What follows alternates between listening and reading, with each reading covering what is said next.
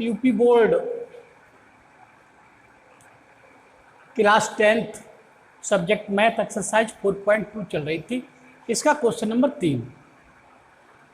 Question number 3 में ये कहा गया है कि ऐसी दो संख्याएं याद करो जिनका योग 27 है और गुणनफल 182 है। तो दो संख्याएं, माना पहली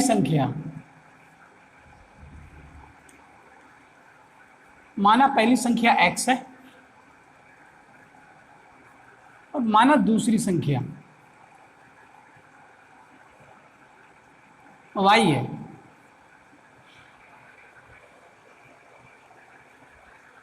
ये दो संख्याएं हैं। क्वेश्चन में यह कहा गया है कि इनका योगफल 27 है। प्रश्नानुसार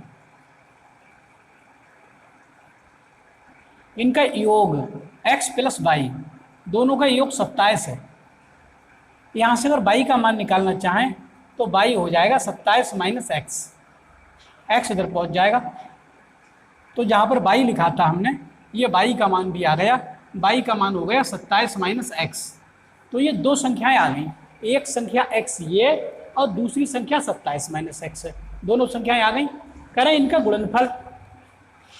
ये फर्स्ट केस में था।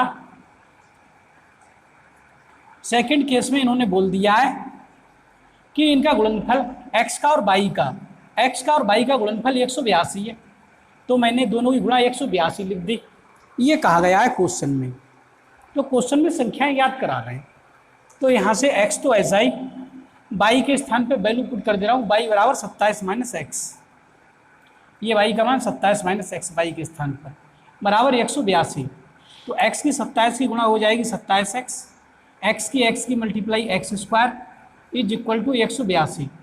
ये एक्स स्क्वायर उस साइड में जाएंगे तो प्लस के हो जाएंगे।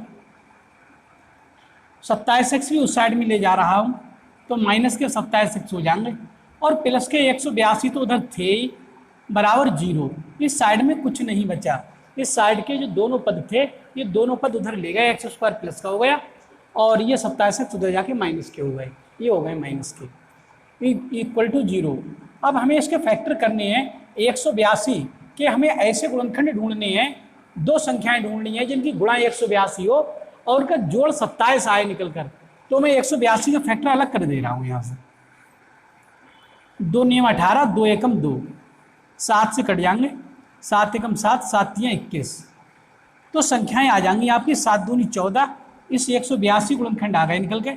एक तो संख्या 14 लिखे दे रहा हूँ, 14, और एक संख्या 13 लिखे दे रहा हूँ। अगर 14 की 13 की गुणा की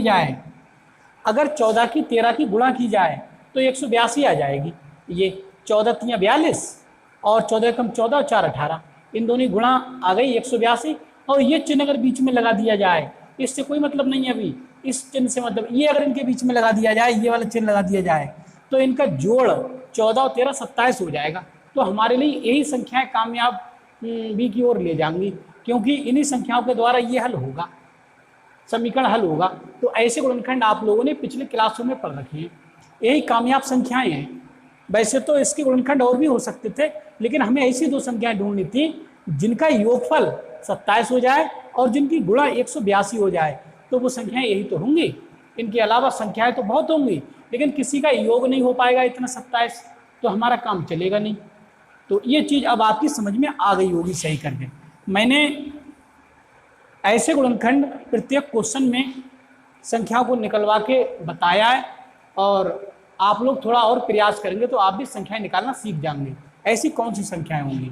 तो एक्स स्क्वायर माइनस, ये 27 को इसी स्टाइल में लिखेंगे, 14 प्लस 13, एक्स ऐसे ही प्लस के 182। तो यहाँ से 0 is equal x square minus के 14x माइनस प्लस माइनस के 13x और प्लस के 182। तो 0 इज इक्वल एक्स कॉमन ले लेंगे, x माइनस 14 माइनस के 13 कॉमन ले लेंगे, तो यहाँ से x माइनस 14 ही बचेंगे। 13 14 में 182 इक्वल टू 0।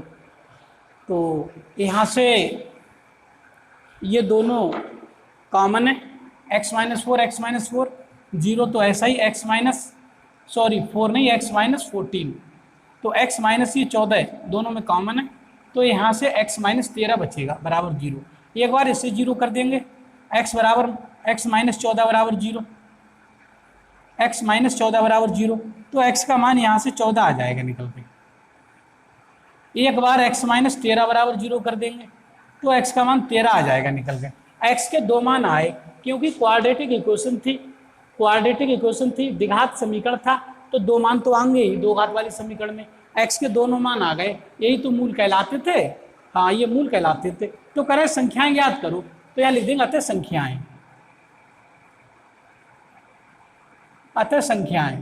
संख्याएं कौन सी है? एक x है, एक संख्या x है और एक 27 माइनस x है। एक 27 माइनस x का मान सबसे पहले 14 ले रहे हैं, ये वाला x के स्थान पे ये 14 आ जाएगा, तो यहाँ 14 रख देंगे। 27 माइनस 14 ये हो जाएगी 27 माइनस 14। x का मान 14 लिया जा रहा है ना, तो 14 यहाँ भी रखा जाएगा, तो संख्याएं हो जाएंगी 14। 27 में से 14 घट जाएंगे तो 13, तो संख्याएं हो जाएंगी 14 13।